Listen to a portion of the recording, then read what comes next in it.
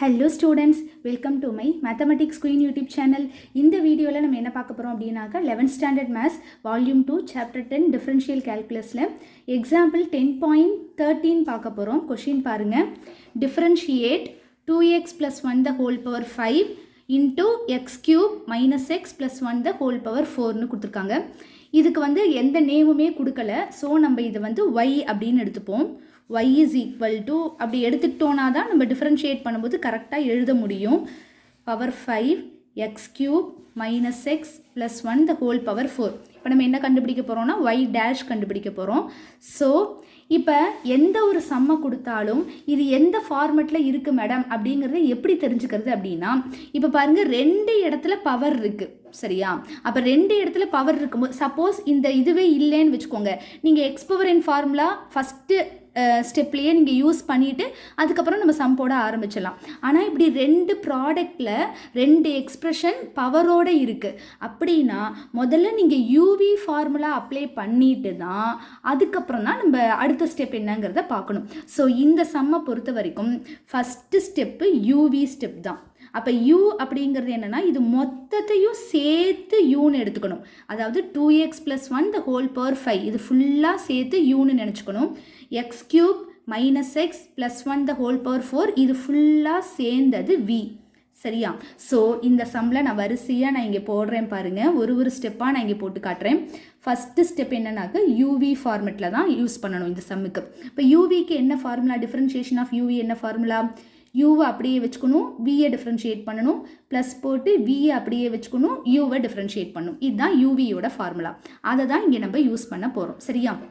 யூவை நான் முதல்ல அப்படியே வச்சுக்க போகிறேன். ஸோ இது கொஞ்சம் லென்த்தியாக வரும். ஸோ அதனால் நான் மடக்கி எழுதுறேன். நீங்கள் பேப்பரில் உங்களுக்கு கொஞ்சம் பெருசாக இருக்குங்கிறதுனால நீங்கள் சேர்த்தே எழுதிக்கலாம் சரியா. இப்போ யூவை அப்படியே வச்சுக்கணும். அதாவது 2x + 1 the whole power 5 இதை அப்படியே வச்சுக்கோங்க. வியை டிஃபரன்ஷியேட் பண்ணணும். வியை டிஃபரன்ஷியேட் பண்ணும்போது இங்கே நான் ரெண்டாவது ஸ்டெப் இங்கே நான் எழுதி காட்டுறேன் பாருங்க. வி டேஷ் கண்டுபிடிக்க போகிறோம். வியை டிஃபரன்ஷியேட் பண்ணும்போது வி எப்படி இருக்குன்னு பாருங்கள். உள்ளுக்குள்ளே இருக்கிறது ஃபுல்லுத்தையும் நீங்கள் எக்ஸாக நினச்சிக்கிட்டு எக்ஸ் பவர் 4க்கு என்ன ஃபார்முலான்னு பார்க்கணும். எக்ஸ் பவர் 4னால் என்ன வந்துடும், இந்த 4 முன்னாடி வந்துருமா, 4 × எக்ஸ் பவர் 3 ஒரு பவரை நம்ம கம்மி பண்ணிக்கணும். எதை இப்போ எக்ஸாக நினச்சிக்க போகிறோம், உள்ளுக்குள்ளே இருக்கிறத மட்டும் எக்ஸாக நினச்சிக்கிட்டு X power n formula use பண்ண போகிறோம். எக்ஸ் பவர் என்னுக்கு என்ன formula, n × X power n - 1. அதாவது இந்த 4 முன்னாடி வந்துடும். எக்ஸ் இருக்கிற பிளேஸில் எக்ஸ்ன்னு போடக்கூடாது, x cube minus x plus 1ன்னு போட்டு இதோட பவர் என்ன ஆகிடும், ஒன்று குறைஞ்சிரும். 4 - 1 3. இதோட இன்னும் டிஃப்ரென்ஷியேஷன் முடியலை வீக்கு சரியா. இதுக்கு பக்கத்தில் என்ன செய்யணும்னா எதை எக்ஸாக நினச்சிக்கிட்டோமோ அதை ஒரு தடவை டிஃப்ரென்ஷியேட் பண்ணணும், அதை மறந்துடக்கூடாது. ஸோ உள்ளுக்குள்ளே இருக்கிற ஐட்டம் இதை உங்களுக்கு கன்ஃபியூஸ் ஆகிற மாதிரி இருக்கும். நீங்கள் ஸ்டெப் பை ஸ்டெப்பாக போட்டிங்க அப்படின்னு சொன்னால் உங்களுக்கு கன்ஃபியூஷனே இருக்காது சரியா. முதல்ல என்ன செய்யணும், இது யூவி ஃபார்மெட்டில் இருக்கிறதுனால அந்த ஃபார்முலாவை எழுதிட்டேன். அந்த ஃபார்முலாவில் யூவை அப்படியே வச்சுக்கிட்டேன். வியை டிஃப்ரென்ஷியேட் பண்ணுறோம். வியை டிஃப்ரென்ஷியேட் பண்ணுறதை இங்கே நீங்கள் தனியாக டிஃப்ரென்ஷியேட் பண்ணி பார்த்துட்டு அந்த ஆன்சரை நீங்கள் இங்கே சப்ஸ்டியூட் பண்ணிக்கலாம் சரியா. அப்போ வியை டிஃபரன்ஷியேட் பண்ணும்போது நமக்கு என்ன ஃபார்மெட் வருது, விலையும் என்ன ஃபார்மெட் இருக்குது, எக்ஸ் பவர் என் ஃபார்மெட்டில் தான் இருக்குது. அப்போ முதல்ல எக்ஸ் பவர் என் ஃபார்மெட்டுக்கு அப்ளை பண்ணிக்கணும். 4 முன்னாடி வந்துடும், உள்ளுக்குள்ளே இருக்கிறத எக்ஸாக நினச்சிக்கணும். So x power n formula use பண்ணிக்கணும். 4 முன்னாடி வந்துடும், ஒரு பவர் கம்மி ஆகிடும். ஸோ எழுதியாச்சு. அதுக்கப்புறம் எதை எக்ஸாக நினச்சிக்கிட்டோமோ அதை ஒரு வாட்டி டிஃபரன்ஷியேட் பண்ணணும். எக்ஸ் கியூபை டிஃபரன்ஷியேட் பண்ணால் என்ன வரும், 3x² வந்துடும். மைனஸ் எக்ஸை டிஃபரன்ஷியேட் பண்ணால் என்ன வரும், எக்ஸை பொறுத்தே டிஃபரன்ஷியேட் பண்ணும்போது 1 வந்துடும். இந்த ப்ளஸ் 1ங்கிறது கான்ஸ்டன்ட், அதனால் அதை டிஃபரன்ஷியேட் பண்ணால் 0. ஸோ இதுதான் நமக்கு வி டேஷோட ஆன்சர். புரிஞ்சுதா. இப்போ இந்த வி டேஷை கொண்டு போய் இங்கே அப்படியே நம்ம எழுதிக்க வேண்டியதான். 4 × x³ - x plus 1 the whole cube into 3x² - 1. இப்போ u v dash நம்ம ஃபுல்லாக கம்ப்ளீட் பண்ணியாச்சு. அடுத்தது நடுவில் ப்ளஸ் இருக்குது, ப்ளஸ் போட்டுப்போம்.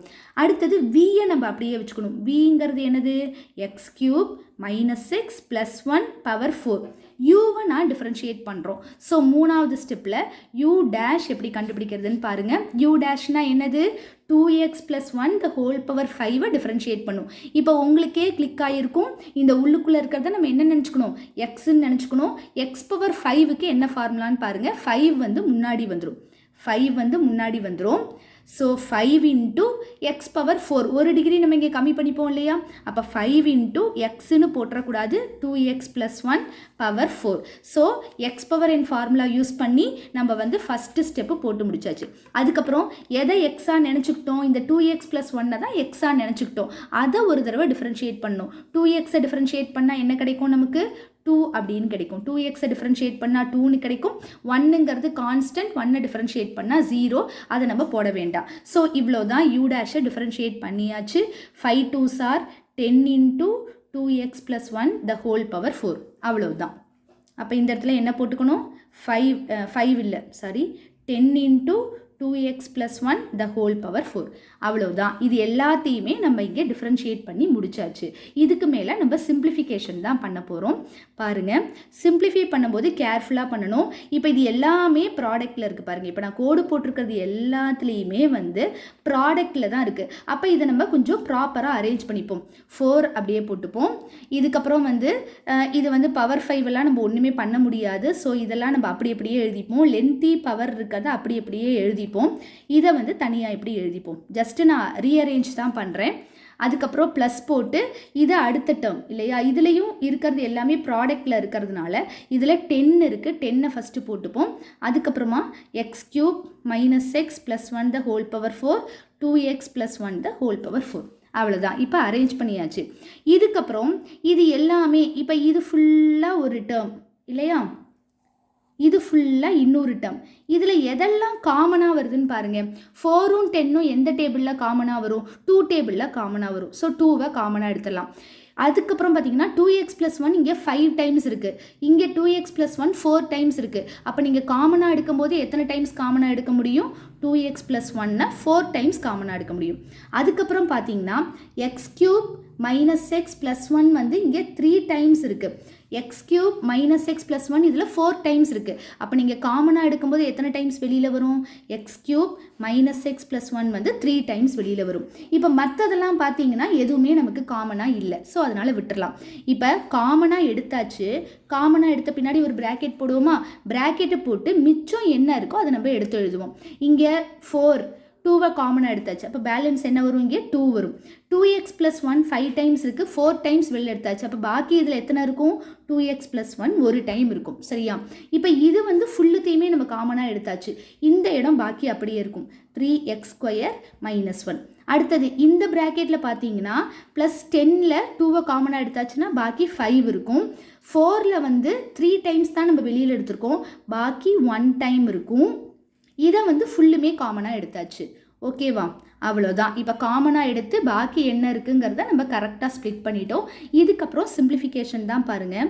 2 இன்ட்டு இந்த பவர் 4 எல்லாம் நீங்கள் ஒன்றுமே பண்ண வேண்டாம், அப்படியே வச்சுக்கோங்க.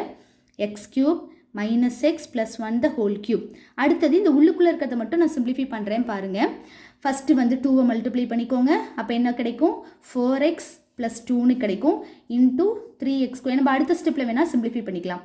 ப்ளஸ் அடுத்தது இங்கே என்ன வரும்னா 5வை உள்ளே கொண்டு போங்க. 5x³ - 5x + 5. ஓகேவா, அடுத்த ஸ்டெப் பாருங்கள். 2 into 2x + 1 the whole power 4, x³ - x + 1 the whole cube. இதுக்கப்புறம் பார்த்தீங்கன்னா இப்படி பைனாமியல் இன்ட்டு பைனாமியல். ஸோ இப்படி நம்ம மல்டிப்ளை பண்ணணும். 4xோட 3x² மல்டிப்ளை பண்ணால் 12x³ - 4x + 6x² - 2. இது சாதா மல்டிப்ளிகேஷன் தான். நீங்கள் ரஃபாக போட்டு பார்த்தீங்கனாலே உங்களுக்கு அப்படியே வந்துடும். ஸோ அடுத்த இதை வந்து நான் அப்படியே எழுதிக்கிறேன். இப்போ பார்த்தீங்கன்னாக்க x³ x³ கம்பைன் பண்ணணும், எக்ஸை எக்ஸோட கம்பைன் பண்ணணும், x² கம்பைன் பண்ணணும், கான்ஸ்டண்ட்டை கம்பைன் பண்ணணும். அவ்வளோதான் final answer. So 2 into 2x + 1 the whole power 4, x³ - x + 1 the whole cube. அடுத்தது 12x³ 5x³ சேர்த்தா 17x³ வந்துடும். அடுத்தது x² எழுதணும், ஆர்டராக எழுதுங்க.